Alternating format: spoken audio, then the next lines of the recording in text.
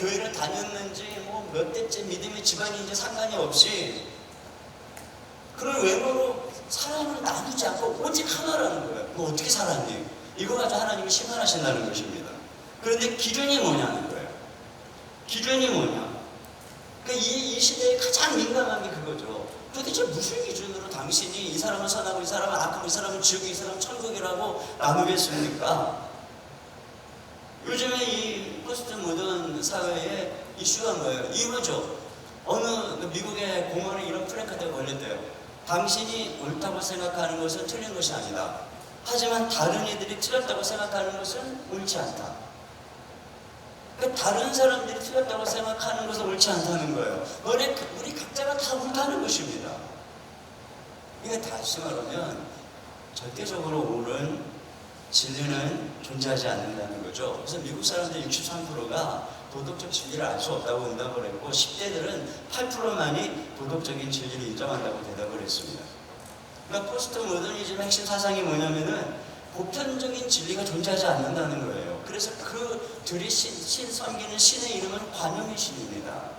그러니까 모든 것을 관용하는 이 시대에 가장 존경받고 칭송받는 사람들의 특징이 뭐냐면 관용이에요. 누구든지 관용하는 거예요.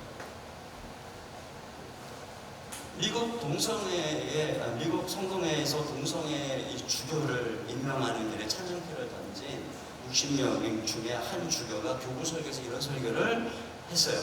여러분, 이단과 분열 가운데 하나를 선택해야 한다면 언제나 이단을 선택하십시오. 그래서 교회를 하나로 유지하기 위해서는 차라리 이단을 선택하는 게 낫다는 거예요. 이 배경 속에 절대적으로 우리가 이것만 옳다라고 하는 진리는 없다라고 이 주교가 믿고 있는 것이죠. 2+2는 4인데 누군가가 오라고 주장을 하면 화합을 위해서 그것도 받아들이라는 얘기잖아요. 그런데요, 이렇게 절대적인 진리가 없다면 판인이 뭐가 없어요? 심판이 있을 수가 없는 거예요. 이 시대의 사상 속에는 개념 속에 심판이 없어요. 그런 걸 생각 안 하고 사는 거예요. 뭐가 옳은 게 있어야죠. 그런데 오늘 성경은 있다는 거예요. 선과 악의 기준이 있다. 옳은 것과 옳지 않은 것이 기준인데 그게 뭐냐? 그게 바로 율법이라고 얘기를 하고 있는데요. 여기 보면은 이렇게 되어 있어요. 자, 우리가 이 대부분의 유대인들은 그렇지만 그러지 않은 일반 사람들은 율법이 없잖아요. 근데 그들에게는 이 하나님이 이 본성 안에 율법을 새겨주셨다는 거예요. 양심, 이 도덕률을 가지고 있다는 거죠. 바로 그 말씀인데요. 12절, 13절 같이 보겠습니다.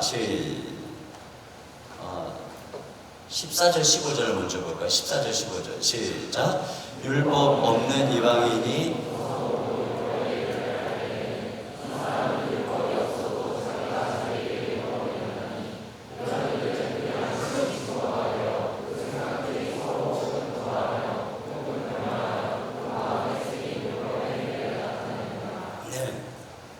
여기 보면 양심이 증거가 되어 생각들이 서로 고발하며 혹은 변명하고, 그러니까 생각 안에서 서로 이렇게 자기가 자기를 고발하는 거죠. 찔리기도 하고 마음의 가책을 느끼기도 하고. 그렇다면 그 안에 이미 본성 안에 율법이 새겨져 있다는 거예요.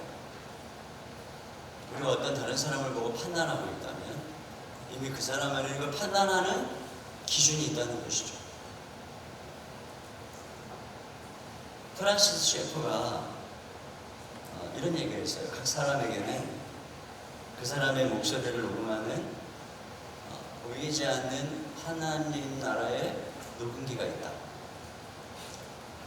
그래서 하나님이 심판하는 그날에 우리가 몰랐어요. 뭐가 하나님의 선이고 뭐가 의인지 우리는 몰랐어요. 이렇게 얘기할 때 주님께서 우리가 남을 판단하는 것을 다 틀어서 들려준다는 거예요. 이것은 옳지 않아. 저런 인간은 사라져야 돼. 저 인간은 너무나 이기적이야. 저 사람은 부정직해. 그건 공평치 않아. 저런 배신자 같으니, 저런 더러운 인간, 탐욕이 많아, 이웃을 배려할 줄 몰라, 말을 함부로 해, 약속을 했으면 지켜야지, 왜 편법을 쓰는 거야? 권리만 알고 의무는 모르는 인간이구만. 저 부자는 축복의 책임이 있다는 사실을 망각한 거야. 이렇게 판단하는 우리의 목소리를 다 틀어주고, 우리가 판단하는 우리 안에 있던 그 기준을 가지고 우리를 심판한다는 것입니다. 그러니까 아무도 핑계하지 못할 거라는 얘기죠. 양식 있는 무신론자들은 이런 인간 안에 있는 도덕의식을 부인하지 않습니다. 그런데 리차드 도킨스는 이런 얘기를 했어요. 도덕의식도 본능이 진화한 것이다. 이게 진화론자니까 본능이 진화한 거라는 것이죠. 그래서 점점점 인간이 도덕적으로 변해가고 있다. 전혀 내가 볼 때 그런 것 같지 않은데, 도덕률이라고 하는 것은, 양심에 새겨진 도덕률이라고 하는 것은 본능이 진화한 것이 아니고 인간 안에 있는 본능들을 절제하고 조화롭게 사용하는 법칙인 것이죠. 그래서 하나님께서는 양심을 주시고 그 안에 법을 새겨주셔서 우리가 어떻게 우리 안에 있는 욕구들을, 정욕들을, 이 본능들을 제어해서 살아가야 하는가를 알려주는 거예요. 물론 너무나 우리 안에 있는 죄가 강력해서 이렇게 살지 못하지만, 그런데 유대인들에게는 더 분명한 율법을 주셨다는 것이죠. 그래서 인간의 마음속에 새겨진 어떤 양심에 새겨진 법이든지, 아니면 유대인들처럼 하나님이 직접 당신의 율법을 주셨든지, 바로 이거 가지고 심판한다는 것입니다. 그게 12절, 13절에 같이 읽겠습니다. 시작. 무릇 율법 없이 범죄한 자는 또한 율법 없이 망하고, 무릇 율법이 있고 범죄한 자는 율법으로 말미암아 심판을 받으리라. 하나님 앞에서는 율법을 듣는 자가 의인이 아니요 오직 율법을 행하는 자라야 의롭다심을 얻으리니. 이렇게 하나님의 기준, 정리하면 심판은 있어요. 근데 뭘 어떻게 심판하냐? 우리가 행한 걸 가지고 심판하는 거예요. 그 기준은 뭐냐? 우리의 양심에 있는 법이든지 하나님의 법, 이게 기준이에요. 그래서 그 기준을 따라 하나님이 심판할 것이고, 그 심판을 위해서 천국과 지옥을 나누게 된다. 이것이 바로 성경에 기록되어진 하나님의 심판에 대한 말씀입니다. 자, 그러면 오늘 이제 2장에서 얘기하는 건 뭐냐면은, 그러면 과연 도덕과 종교는 이 심판을 면할 수 있는가 하는 것입니다. 우리가 도덕적으로 살아서 우리가 율법을 지키고 열심히 노력을 해서 이런 하나님의 심판을 피할 수 있느냐, 그 얘기를 2장 3장에서 하고 있는 거예요. 그래서 먼저 등장하는 사람이 바로 1절에 남을 판단하는 사람아, 이렇게 등장하는 거죠. 그러니까 이 사람이 남을 판단한다는 건 도덕의식이 있다는 거예요. 양심이 살아있는 것이죠. 틀린 걸 보고 틀렸다고 말할 줄 아는 사람입니다. 그런데 그 판단에 대해서 뭐라고 얘기하냐면, 한번 1절을 보겠습니다. 시작. 그러므로 남을 판단하는 사람아, 누구를 막론하고 내가 핑계하지 못할 것은 남을 판단하는 것으로 내가 너를 정죄함이니. 남을 판단하는데 정죄함이니. 그리고 나서 이런 사람이니까 이 사람이 양심적이고 도덕적인 사람이죠.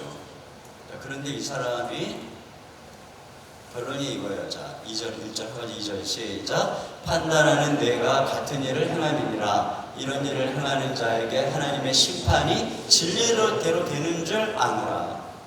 이 사람은 어떤 사람이냐면 도덕 의식은 있어요. 근데 그렇게 살지는 못한다는 것이죠. 이것이 성경의 선언입니다. 또 어떤 사람이 굉장히 도덕적 의식이 뛰어나다. 그럼 우리는 그 사람이 되게 도덕적인 사람이라고 생각하는데 그렇지 않다는 거예요.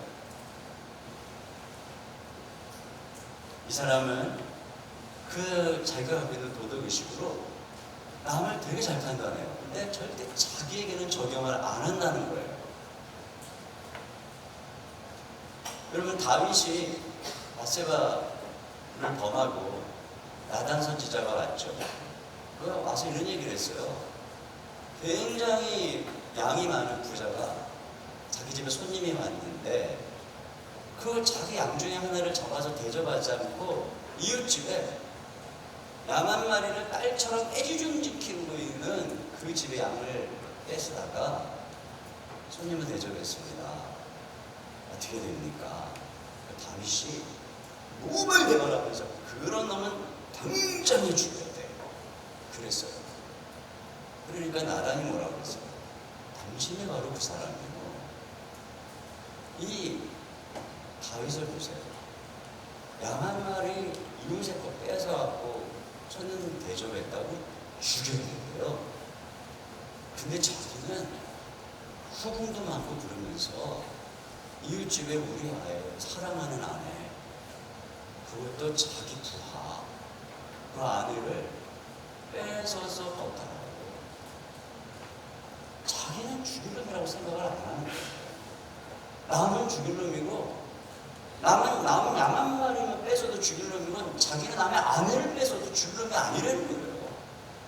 이게 소위 도덕적인 것의 한계입니다. 오늘날 도덕적인 사람들 보세요. 자기한테는 어떻게 이렇게 관대합니까? 겉과 속이 다르다는 거예요. 그러니까 여기 16절에 보면은 사람들의 은밀한 것을 심판하시는 하나님이라고 나와요.